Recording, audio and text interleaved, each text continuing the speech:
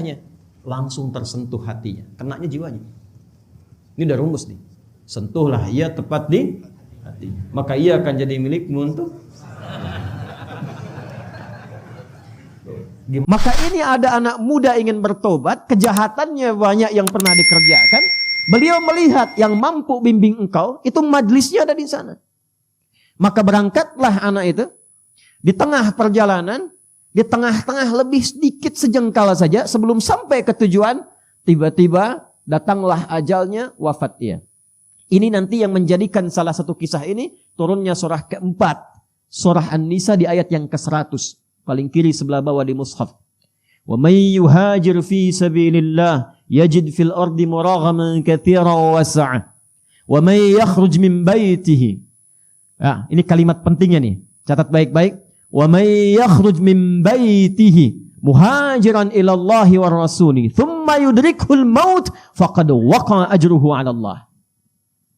Siapa yang berniat hijrah memperbaiki diri sampai ke tempat dia belajar, masih ada ajal dia berkehidupan, merubah dirinya, maka Allah akan ganti semua yang buruk-buruk rezekinya, keberkahan di rumahnya, perilaku dia yang kurang baik akan dirubah oleh Allah, semuanya berkah dan jadi baik.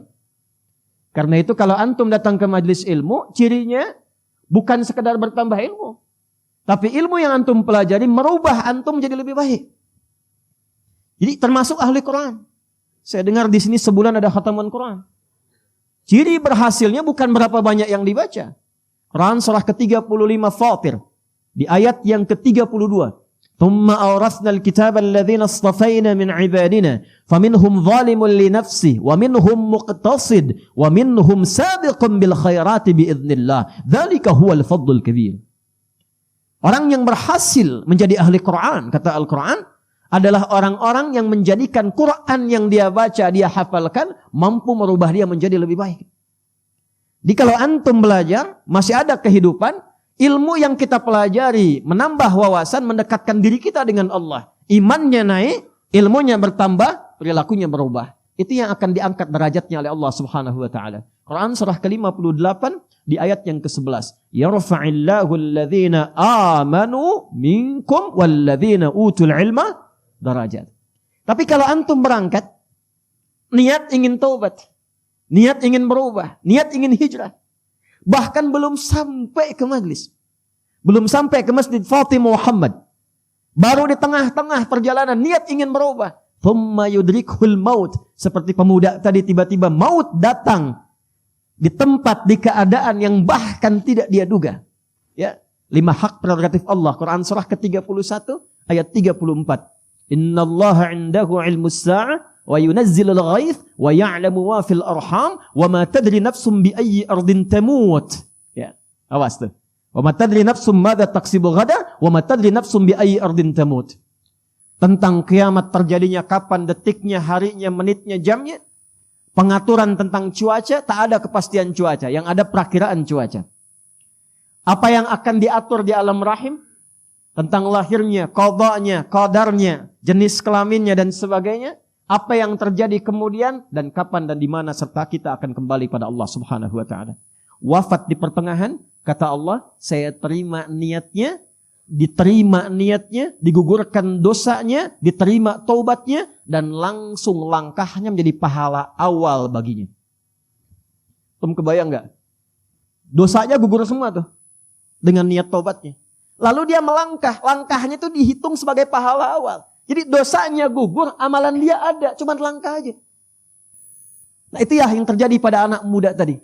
Di pertengahan dia bertobat, dia istighfar tuh. Astagfirullah, astagfirullah, astagfirullah. Itu menggugurkan dosanya. Ya. Jadi yang diperbanyak tuh istighfarnya. Begitu dia istighfar, dosanya gugur, di tengah-tengah lebih selangkah sudah punya amalan.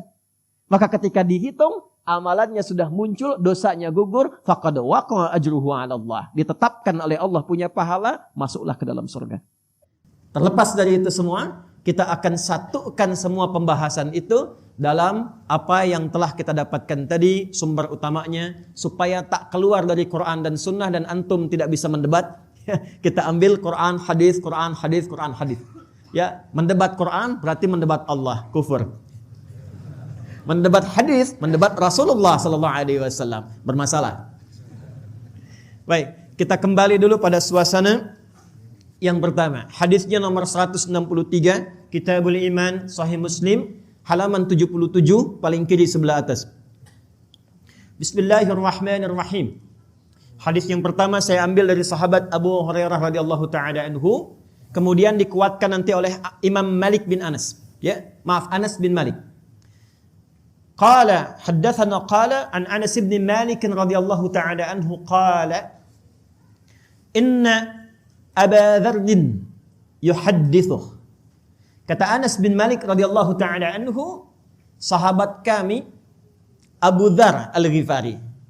Abu Dzar Al-Ghifari ini nama aslinya Jundub bin Junadah. Jundub bin, bukan Junub, Jundub. Jundub bin Junadah. Biasanya berteman kalau meriwayatkan hadis dengan Mu'adz bin Jabal. Dua-dua ini kompak nih. Duet, sering duet meriwayatkan hadis. Termasuk tadi doa antum alhamdulillahilladzi ahyana ba'dama amatana wa ilaihin. Nah, itu diriwayatkan oleh duet Mu'adz bin Jabal dengan Jundub bin Junadah. Antum ngaji Al-Arba'in An-Nawawiyah tuh. Ya, nomor hadis yang ke-18 tuh. Ittaqillaha haitsu ma kunta wa atbil hasanata sayyi'atal hasanata tamhuha. Itu riwayatnya dari Mu'adz bin Jabal dan Jundub bin Junadah. Kenapa disebut Abu Dzar Al-Ghifari? Ingat rumusnya? Al-Ghifar berarti dari Ghifar. Ghifar itu kampung begal. Ingat tuh. Jadi sekampung begal semua. Nah, di antara pemimpinnya Jundub ini. Singkatnya, ada kilatan yang masuk ke hatinya mengatakan, mau sampai kapan jadi begal? Dan itu pasti, selalu ada itu kilatan itu. Jadi Allah tuh dengan sifat rahmannya tidak membiarkan seorang hamba berkehidupan kecuali mendapatkan bagian dari hidayahnya. Itu yang dimaksud Quran surah ke-29 di akhir ayatnya. Walladzina jahadu fina lanahdiyannahum subulana. Kenal Firaun? Ayo bilang kenal ya. Firaun Firaunnya. Itu ya. Firaun Firaunnya. Nanti babnya lain lah ya. Babnya lain lagi. Pokoknya banyak zalimnya tuh, ngaku Tuhan, ya kan? Genosida, macam-macam sekali. Itu tetap oleh Allah diberikan hak yang sama. Dikirimkan langsung dua nabi, Musa dan Harun. Ini menunjukkan setiap hamba akan mendapatkan kesempatan, peluang untuk kembali mengingat Allah Subhanahu wa taala. Jundub ada kilatan. Ini rumusnya. Begitu berpikir kapan akan berakhir, dapat info ada seorang mengaku nabi di Mekah. Nah, ini fikih nih ya, fikih taubat nih. Jadi kalau antum sedang tergerak ingin bertobat, jangan ditunggu, cepat lakukan. Fikihnya Jundub. Ya, maka apa yang beliau kerjakan? Langsung disambut kilatan hidayah itu, berangkatlah ke Mekah. Pandangan pertama berjumpa dengan Rasulullah sallallahu alaihi wasallam. Melihat wajahnya saja, belum bicara, lihat wajahnya, langsung tersentuh hatinya, kenanya jiwanya. Ini udah rumus nih. Sentuhlah ia tepat di hati, maka ia akan jadi milikmu untuk. Gimana caranya lihat orang langsung kesentuh jiwanya? Baru lihat tuh. Maka nggak tunggu lama beliau bersyahadat. Kata beliau, ya Rasulullah, berikan saya tips pesan singkat. Kata Nabi, pulang dulu, belajar yang betul, baru ingatkan kaum. Atau kama qala Rasulullah SAW. Kata beliau, saya nggak akan pulang sebelum saya mendeklarasikan keislaman saya di sini, depan Ka'bah. Kata Nabi, jangan kau lakukan. Orang-orang belum paham, kau bisa disakiti. Ya. Apa jawabnya Jundub bin Junadah? Ya Rasulullah, saya ini membegal terang-terangan. Masa masuk Islam sembunyi-sembunyi? Saya ini membegal terang-terangan, gak enak lah syahadat sembunyi-sembunyi. Maka beliau keluar depan Ka'bah mengatakan, ya ma'syara Quraisyin, ushhidu an la ilaha illallah wa anna Muhammad Rasulullah. Hei semua orang Quraisy, lihat nih, saya bersaksi gak ada Tuhan selain Allah dan Muhammad SAW Rasulullah. Kalian mau apa katanya? Pukulin.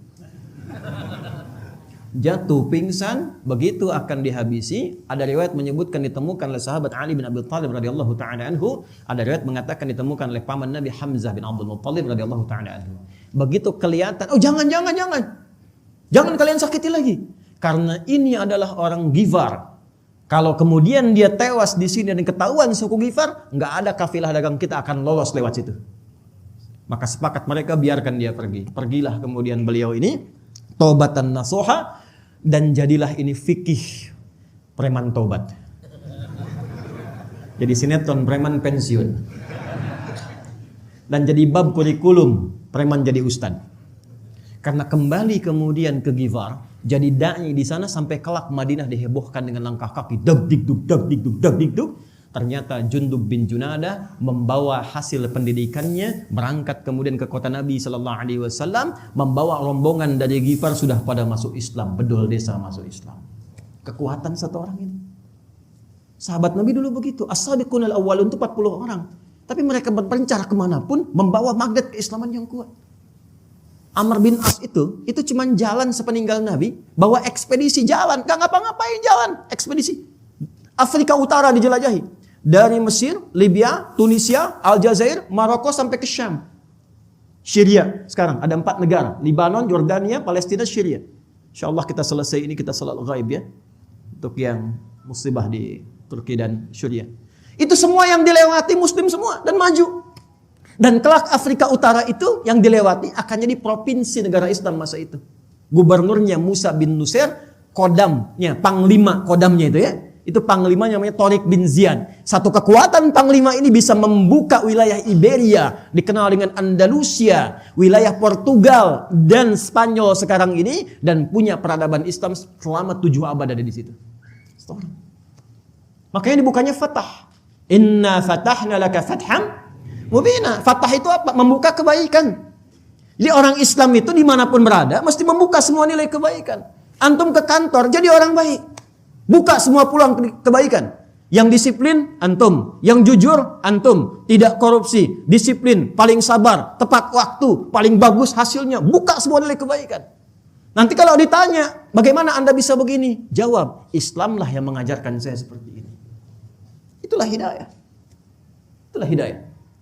Nah, ketika masuk Islam diviralkanlah tempatnya dari Ghifar, maka dikenal dengan Abu Dzar al-Ghifari. Kenapa yang disebutkan Abu Dzar al-Ghifari-nya bukan nama orangnya, untuk memberikan kesan kepada orang setelahnya. Nih saya nih, dulu saya mantan begal, sekampung begal semua, tapi Islam merubah saya menjadi orang baik dan dekat dengan Nabi, meneruskan risalah dakwah beliau. Itulah kalau antum ngaji tahu sanadnya, jadi kita bisa berubah. Dulu pembegal jadi ahli hadis, jadi ustadz. Kenapa saya nggak pernah begal orang, nggak bisa mendapatkan hadis Nabi SAW? Jelas?